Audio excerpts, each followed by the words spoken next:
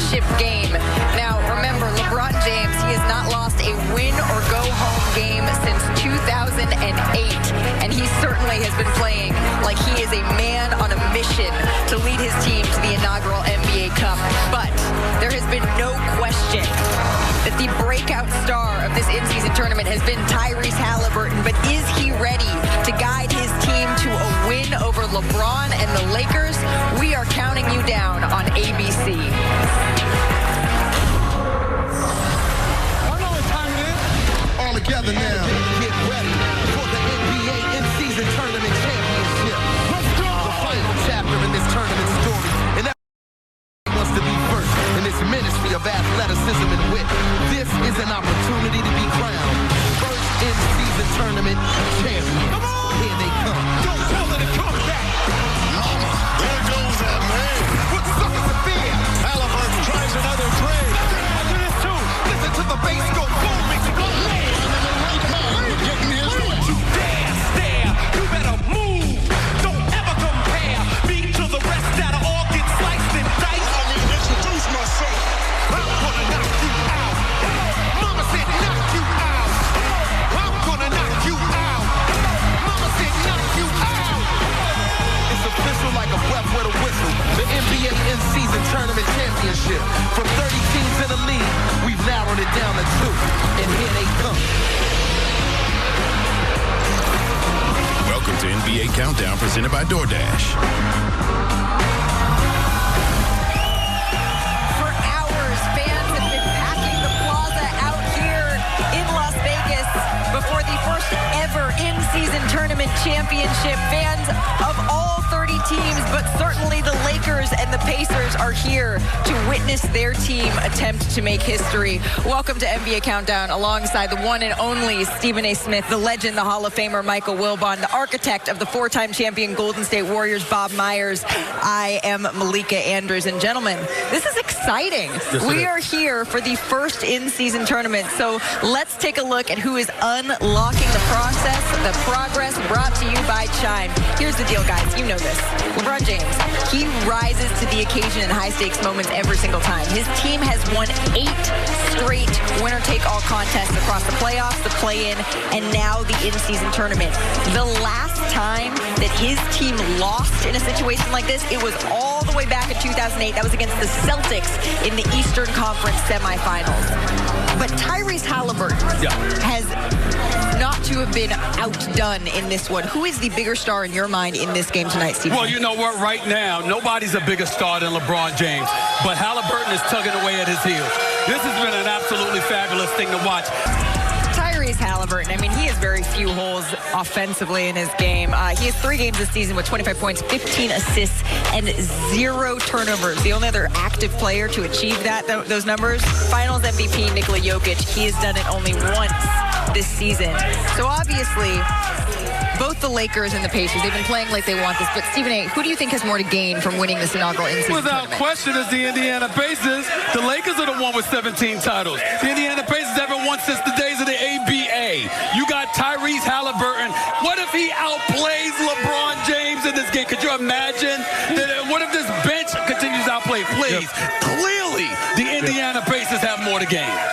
The Pacers have the most to gain, but all 3 gentlemen up here picked the Lakers to win this one. It's that time. It is time to get you out across the street to Mike Breen. Take it away for the first ever NBA in-season tournament championship. Thank you, Malika. It really is a fascinating matchup for the championship game. Lakers and Pacers, right now, they are playing great team basketball. They're both undefeated, and they are both fired up to try and hold on to that NBA Cup by the end of tonight. And good evening, everyone. With Doc Rivers and Doris Burke, Mike Breen on hand, Lisa Salters with us as well. What makes it extra interesting is both teams have great leadership, but the players who are the leaders at different points in their career. Let's start with LeBron James, the legendary all-time great. He's going to be 39 in 3 weeks, and he's in his 21st year. He's still dominating. What are you seeing from him right now? I see his energy. I mean, we talk about him being 39 years old, right? But he's playing with more energy and more intensity than anyone on the floor. Now, I know he wants the 500. I know he wanted to go to Vegas and all that. But it's all the other things that he's doing. It's his whole game. He's shooting the career best right now from the three-point line. 3 in a row the other night, made an 11-point run with the three-point line, making cuts, face cuts. That's an energy player. That's what energy players do. And then he's taking charges. He took 3 charges the other night in the first half, Mike. He's doing everything for his team to win. And especially in the quarterfinals and the semifinals, it's just extraordinary the level he continues to play at. Meanwhile, we look at the Indiana Pacers and their leader and their star. He's just beginning his career, basically, Doris. You could say, in fact, these games here in the in-season tournament, the biggest games of his career because he hasn't played in the playoffs yet.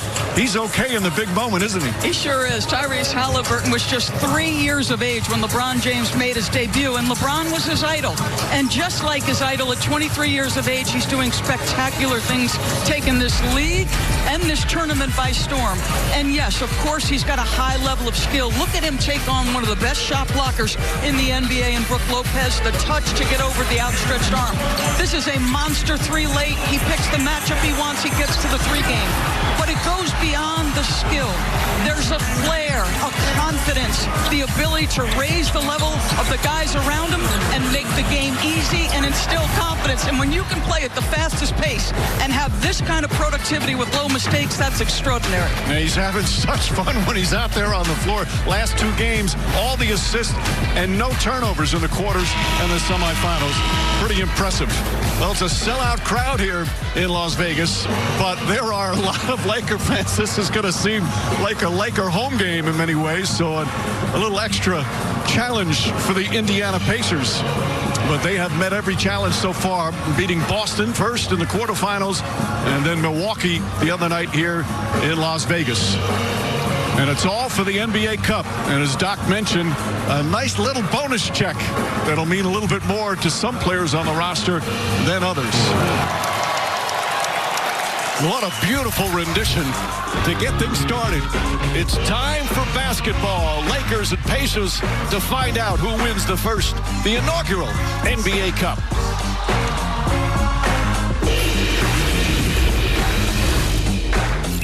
The NBA In-Season Tournament Championship on ABC is brought to you by Microsoft.